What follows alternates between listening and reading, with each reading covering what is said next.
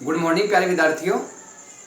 हमारा जो अध्याय है एसएसटी के, वो 3 अध्याय अपने कंप्लीट हो चुके हैं प्रीवियस वीडियो तक, और आज हम नया अध्याय है वो स्टार्ट करने जा रहे हैं। उससे पहले कुछ प्रमुख बातें हैं जो आपको ध्यान में रखनी आवश्यक है कि 3 चैप्टर आपके कंप्लीट हो चुके हैं, उनको कंटिन्यू आप क्या है कि रीड करते रहें। रीड करने के साथ साथ आपने जो नोट्स तैयार करे हैं उनका भी दोहरान करें। तीसरी बात है, आप जो चैप्टर है प्रॉपर चैप्टर भी साथ में पढ़ते रहें, क्योंकि क्या होगा, चैप्टर पढ़ोगे, आप नोट्स तैयार करोगे और साथ साथ में आपको समझाया जा रहा है, तो इससे क्या होगा, अच्छी तैयारी होगी आपकी। हर चीज़ है वो लगभग 3 से 4 बार रिपीट हो जाएगी और इस कारण क्या है, अच्छी तैयारी आपकी होगी। तो 3 चैप्टर कंप्लीट हो चुके हैं, आज से हम चौथा अध्याय है वो अपना प्रारंभ करेंगे। इसलिए लगातार आप अध्ययन है वो करते रहें और किसी प्रकार की भी अध्ययन में लापरवाही किसी प्रकार की नहीं बरते। सतत अध्ययन है वो सफलता के लिए प्रमुख आवश्यक बताया गया है।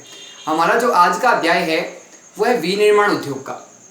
विनिर्माण उद्योग है वो हमने प्रारंभ में पहले एक बात की थी कि उद्योग के प्रमुख 3 क्षेत्र बताए गए हैं, प्राथमिक क्षेत्र, द्वितीयक क्षेत्र और तृतीयक क्षेत्र। 3 क्षेत्रों की बात की थी। जब देश आज़ाद हुआ उस समय क्या है, जो प्राथमिक क्षेत्र है, प्राथमिक क्षेत्र को हम कृषि क्षेत्र के नाम से जाना जा सकता है।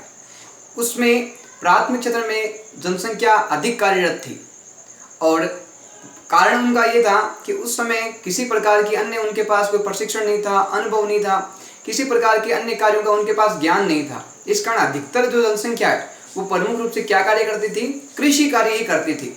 जिस कारण क्या है कि प्राथमिक क्षेत्र में जनसंख्या अधिक थी कार्य करने वालों की। ज़्यादातर लोग प्रमुखतः कृषि कार्य करते थे या कृषि से संबंधित अन्य जो सहायक क्रियाएं हैं वो कार्य करते थे। लेकिन धीरे धीरे समय परिवर्तन के साथ क्या हुआ कि स्थितियां परिवर्तन हुई और प्राथमिक क्षेत्र के जहां जनसंख्या अधिक कार्य कर रही थी प्राथमिक क्षेत्र में, वो जनसंख्या बाद में क्या है कि द्वितीय और तृतीय क्षेत्र में डिवाइड हो गई, इन दोनों हिस्सों में बंट गई। जिस कारण क्या है कि प्राथमिक क्षेत्र का जो प्रतिशत है वो धीरे धीरे कम होने लग गया और जो द्वितीय क्षेत्र और तृतीय क्षेत्र है उसमें क्या है कि जो जनसंख्या पहले कम काम कर रही थी वो अधिक कार्य करने लग गई। तो विनिर्माण जो उद्योग है अपने, उसको एक प्रकार से कहा जाए तो द्वितीय क्षेत्र के रूप में भी जाना जाता है। किस क्षेत्र के नाम से, द्वितीय क्षेत्र है, उसको विनिर्माण उद्योग के रूप में भी जाना जाता है। जिसकी वर्तमान समय में हम देखें तो प्राथमिक क्षेत्र के मुकाबले द्वितीय क्षेत्र में क्या है कि अधिक लोग कार्यरत है, अधिक लोगों को कार्य करने का प्रमुख साधन बना हुआ है। तो ये हमारा चैप्टर है विनिर्माण उद्योग, इसके बारे में प्रमुखतः हम चर्चा करेंगे। सबसे पहले बात आती है इसमें उद्योग की। उद्योग है वो किस कार्य के लिए किया जाता है, उसके पीछे क्या उद्देश्य होते हैं। एक प्रकार से सामान्य भाषा में हम कहें तो उद्योग के पीछे कार्य होता है विभिन्न प्रकार के आर्थिक उत्पादन का या लाभ से। तो वह कार्य जो एक प्रकार से हमें उद्योग में या औद्योगिक कारखानों में जो उत्पादन के रूप में करते हैं, परंतु से उसके पीछे उद्देश्य क्या होता है, लाभ प्राप्त करने का उद्देश्य होता है। अब इसकी जो सामान्य कुछ परिभाषाएं उद्योग की, उसके बारे में प्रमुखतः हम चर्चा करेंगे। सबसे पहले बात आती है आर्थिक उत्पादन के लिए किया जाने वाला कोई कार्य, यानी उद्योग का जो सामान्य अर्थ है वो ये है कि आर्थिक उत्पादन के लिए कोई भी कार्य जो किया जाता है वो प्रमुखतः क्या कहलाता है, उद्योग कहलाता है। आर्थिक उत्पादन यानी आर्थिक लाभ और उत्पादन दृष्टि से हम जो भी कार्य कर रहे हैं किसी भी क्षेत्र में करें वो क्या कहलाएगा, उद्योग कहलाएगा। बात आती है किसी विशेष क्षेत्र में भारी मात्रा में सामान का निर्माण। उद्योग का मतलब ये भी होता है कि हम यहाँ उद्योग, छोटे उद्योग की बात नहीं करें, एक बड़े उद्योग के रूप में बात कर रहे हैं कार्य की। तो इसमें क्या होता है कि भारी मात्रा में सामान का निर्माण होता है। यानी एक तो जहाँ छोटे स्थान होते हैं, कुटीर उद्योग की बात करें, हम लघु उद्योग की बात करें, तो वहाँ छोटी मात्रा में काम किया जाता है। जबकि उद्योग एक बड़ा क्षेत्र है, एक वृहद क्षेत्र है जिसमें भारी मात्रा में यानी अधिक मात्रा में किसका निर्माण किया जाता है, विभिन्न प्रकार के सामानों का निर्माण किया जाता है। बात आती है निर्माण या उत्पादन से या वृहद रूप से सेवा प्रदान करने का मानवीकरण। यहाँ बड़े विस्तृत क्षेत्र में जो मानव के द्वारा जो सेवा प्रदान की जाती है, जो कार्य किया जाता है, उसको भी क्या है कि हमें इसमें प्रमुख रूप से शामिल कर सकते हैं। बात आती है कृषि व खनन क्रिया द्वारा प्राप्त पदार्थों का उपयोग। अब बात आती है उद्योग में प्रमुख रूप से किन संसाधनों का उपयोग किया जाता है। प्रमुख रूप से कौन से संसाधन हैं जो उद्योग के सहायक हैं या उनके सहायक के रूप में, उनके मददगार के रूप में प्रमुख रूप से उनका योगदान रहता है। तो प्रमुखतः बात आती है कृषि। जो कृषि से अपन को जो उत्पादन प्राप्त होता है उसका जो उत्पादन है वो उद्योगों में प्रमुख रूप से काम में लिया जाता है और विभिन्न प्रकार की वस्तुओं का, विभिन्न प्रकार की सेवाओं का इसमें क्या है, निर्माण किया जाता है। दूसरी बात है खनन की। खनन की हमने प्रीवियस चैप्टर में बात की थी कि जो हम खानों से खोद के जो निकाले जाते हैं प्रमुख रूप से, उनको क्या कहा गया है, खनन क्रिया कहा गया है। और खनन के द्वारा जो भी हमें प्राप्त होता है उसका हम क्या करते हैं, विभिन्न प्रकार के वस्तुओं, पदार्थों, तत्वों के रूप में उनका उपयोग करते हैं। तो प्रमुख रूप से उद्योग है वो किस चीज से जुड़ा हुआ है, कृषि से जुड़ा हुआ है, और साथ में खनन क्रिया के द्वारा जो हमें खानों से जो प्राप्त होता है उससे प्रमुख रूप से उद्योग जुड़ा हुआ है। बात आती है उदाहरण के रूप में समझते हैं कि उद्योग है वो प्रमुख रूप से किन किन कार्यों पे प्रमुखतः कार्य करता है, या उसमें प्रमुखतः कौन से कार्य किए जाते हैं। तो ध्यान रखना, सबसे पहले बात आती है कपास की। कपास है वो हमें उत्पादन हो गया, वो हमें प्राप्त हो गया, तो अब हम कपास को किस रूप में परिवर्तित करते हैं, उनसे किस चीजों का निर्माण करते हैं। ध्यान रखना, कपास के द्वारा सूती वस्त्रों का निर्माण किया जाता है। तो एक प्रकार से क्या हो गया, पहले कृषक ने खेत में खेती की, खेती के बाद में उसको जो उत्पादन प्राप्त हुआ, उत्पादन को जब दूसरे स्थान पे भेजा गया तो बाद में उसका जो उपयोग है उद्योगों में लिया गया, विभिन्न क्षेत्रों में लिया गया, और उस कपास से किस प्रकार की वस्तु का निर्माण हुआ, विभिन्न प्रकार के कपड़ों का, सूती वस्त्रों का निर्माण हुआ। बात आती है, यही बात हम कृषि के साथ करते हैं गन्ने की। गन्ना है वो कृषक के द्वारा खेत में उसका बीज बोया गया और उसका उत्पादन खेत में हुआ। उसके बाद में कृषक क्या करता है, उस गन्ने को क्या करता है, बेच देता है, और बेचने का कारण उद्योग है या बड़े बड़े उद्योगपति है उनको खरीद लेते हैं और अपने उद्योगों में उनका प्रमुख काम लिया जाता है। गन्ने का रूप में किस रूप में परिवर्तित कर दिया जाता है, बाद में इसको चीनी, गुड़ और शक्कर निर्माण में प्रमुख गन्ने का उपयोग किया जाता है। इसी प्रकार हम बात करते हैं मिट्टी की। जो कुम्हार है वो भी क्या करता है कि मिट्टी को एक कच्चे माल के रूप में उपयोग करता है, और बाद में जब वो बर्तन बनाता है विभिन्न विभिन्न प्रकार के, विभिन्न विभिन्न आकृतियों के, तो मिट्टी से किसका रूप लेते हैं, बर्तन का निर्माण लेते हैं। इस प्रकार क्या है कि हमारे पास जो सामग्री उपलब्ध है उस सामग्री का हम किस तरीके से उचित उपयोग करते हैं, वो प्रमुखतः किस में आता है, विनिर्माण उद्योग में आता है। अब बात करते हैं हमें उद्योग अर्थव्यवस्था का आधार, यानी किसी भी देश की जो अर्थव्यवस्था है, आर्थिक स्थिति है, वो प्रमुखतः किस पर निर्भर करती है, उस देश में किए जाने वाले उद्योग संबंधित कार्यों पर निर्भर प्रमुखतः करती है। और देश की स्थिति में एक प्रकार से कहा जाए तो उसकी आर्थिक स्थिति मजबूत करने में देश के प्रमुखतः जो योगदान रहता है वो हमारे उद्योगों का रहता है। बात ये बड़ी मात्रा में रोजगार का सृजन। अब हमने बात की कि जब कच्चा माल प्राप्त होता है उद्योगों में, तो क्या कच्चा माल अपने आप ही वस्तुओं का निर्माण कर देगा या मशीनें अपने आप वस्तुओं का निर्माण कर देगी, तो उसके लिए हमें चाहिए श्रम। श्रम यानी हो गया कि उस पर किया जाने वाला कार्य या मेहनत। तो इस कारण क्या है कि इसके द्वारा बड़ी मात्रा में लोगों को रोजगार का सृजन, नए नए रोजगारों का सृजन होता है। लोग जो बेरोजगार है या जिनके पास कार्य नहीं है उनको उन उद्योगों में कार्य मिलता है, उनकी बेरोजगारी दूर होती है, साथ में उद्योगों का कार्य भी चलता रहता है। बात आती है उत्पादन से व्यापार में वृद्धि। जितना अधिक उत्पादन होता है, जितनी हमारे पास तकनीक अच्छी होती है, उतना ही क्या है कि हमारे व्यापार में वृद्धि होती है। जितना अधिक हम कम समय में अधिक काम करेंगे, जितना अधिक अपने पास जो उत्पादन हो उसका उतना ही अच्छी तरीके से हम विभिन्न वस्तुओं में उसको परिवर्तित करेंगे, उतना ही क्या है कि व्यापार में वृद्धि होगी। बात आती है आधुनिक अर्थव्यवस्था को गति। हम प्राचीन समय की बात करें और वर्तमान समय की बात करें, तो प्रारंभ में हम बात करते हैं प्रमुख रूप से किसी प्रकार के जो संसाधन हैं वो बहुत कम मात्रा में उपलब्ध होते थे। चाहे वो गाड़ी की बात कर लो, चाहे वो ट्रेन की बात कर लो, चाहे वो जहाज की बात कर लो, चाहे वो किसी प्रकार के व्हीकल्स की बात कर लो, बड़े बड़े भवनों की, बड़े बड़े फर्नीचरों, किसी प्रकार की बात करो, उस समय आवश्यकताएं कम थी और बहुत कम लोग इन आवश्यकताओं की पूर्ति कर पाते थे।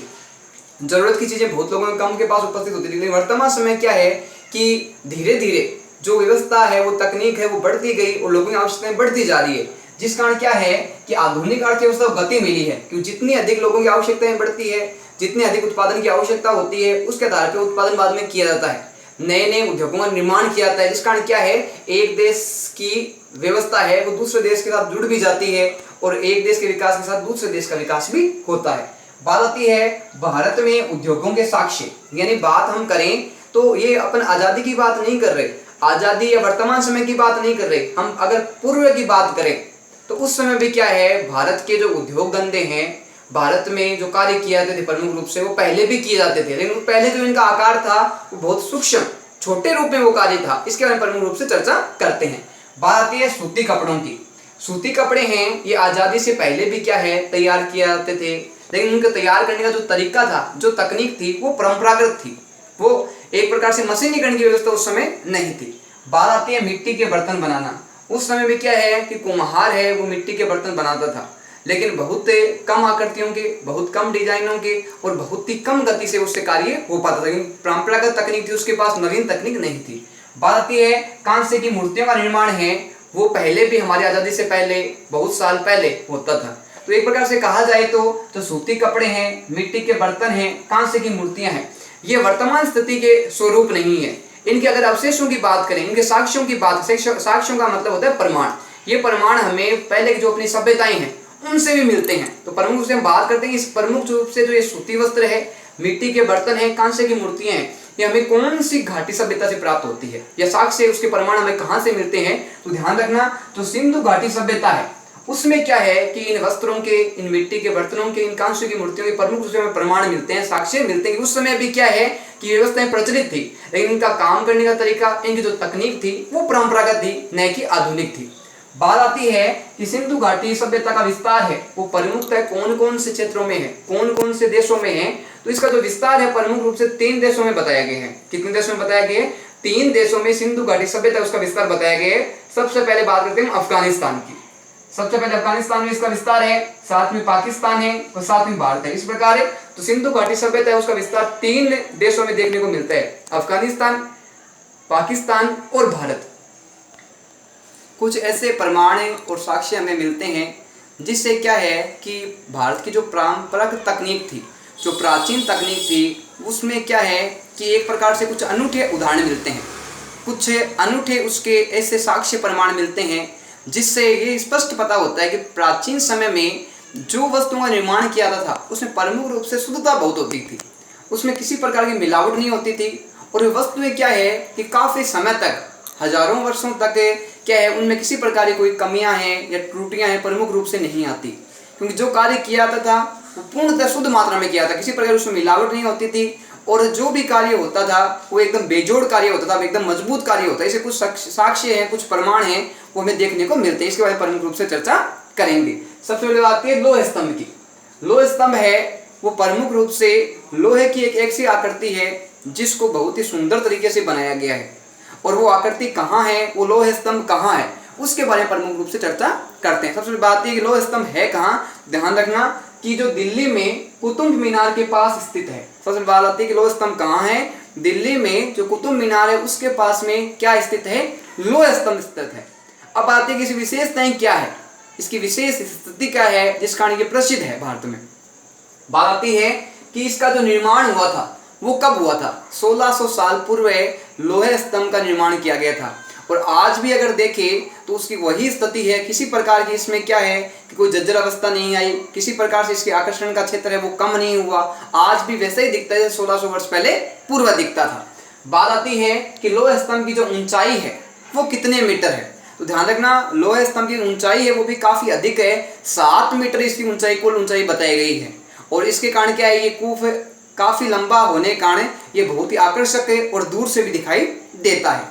बात आती है कि जो लोह स्तंभ है दिल्ली में कुतुब मीनार के पास में स्थित है, इसकी जो विशेष बात है इसका वजन कितना है। तो ध्यान रखना 6000 केजी इसका लोह स्तंभ का वजन बताया गया है।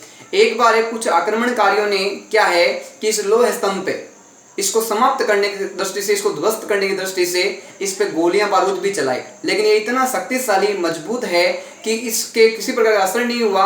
लेकिन कुछ जो निशान हैं वो आज भी लोह स्तंभ पे उन बारूदों के, उन गोलियों के स्पष्ट रूप से देखे जा सकते हैं, उनको स्पष्ट रूप से देखा जा सकता है, साक्ष्य उसके रूप में प्राप्त मिलते हैं।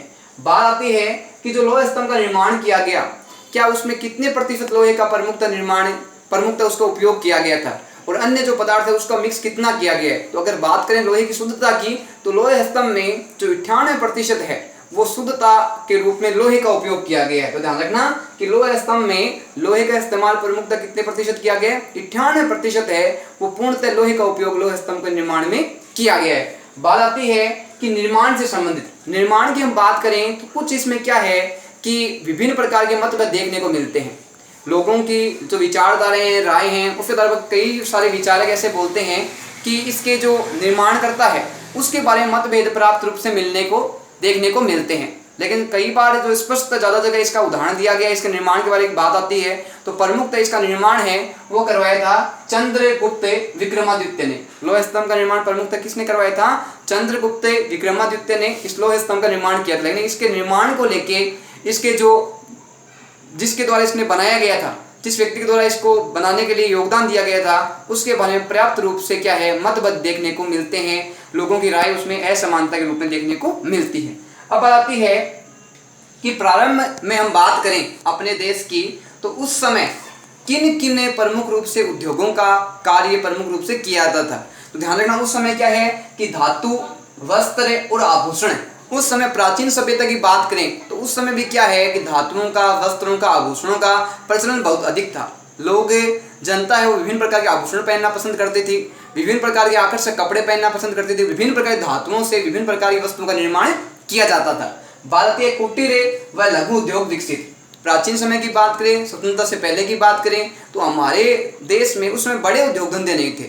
छोटे छोटे उद्योग धंधे हैं वो लोगों ने अपने घरों में या छोटी जगह में खोल रखे थे, और अपने पारिवारिक सदस्यों की सहायता से वो अपने छोटे छोटे उद्योग धंधे को प्रमुखता चलाते थे।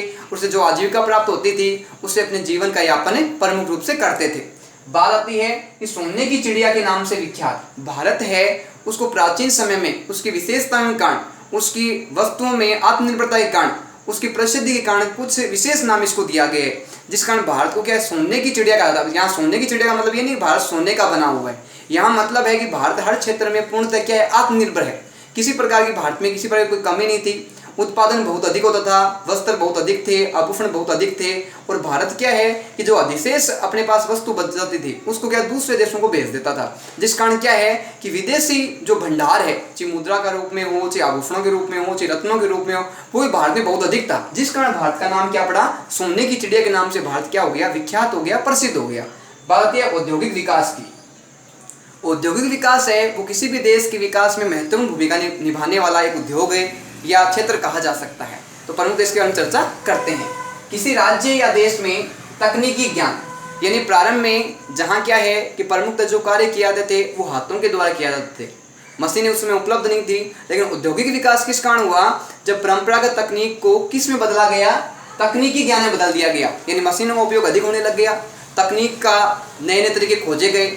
इसके बाद में बात आती है यंत्रीकरण की प्रक्रिया के कारण उद्योगों के विकसित होने की प्रक्रिया, यानी उद्योग विकसित किस प्रकार से हुए, जब हमने परंपरागत तकनीक को छोड़ दिया और उसकी जगह नवीन तकनीकी ज्ञान और हमने मशीनों को आकार दे दिया, नया रूप दे दिया, उसके द्वारा जो हमारे उत्पादन होने लग गया, उसके द्वारा जो कार्य किया लगा, वो प्रमुख रूप से किस में आता है, औद्योगिक विकास में आता है। इस प्रकार स्पष्ट होता है कि परंपरागत और आधुनिक क्षेत्र में हम देखते हैं कि भारत में पहले भी क्या वस्त्रों का निर्माण होता था, आभूषणों का निर्माण होता था, और भारत अपनी विशेष उपलब्धियों के कारण क्या है, विश्व में सोने की चिड़िया के नाम से, हिंदुस्तान के नाम से, राजगुरु के नाम से, जगत गुरु के नाम से विख्यात प्रमुख रूप से रहा है।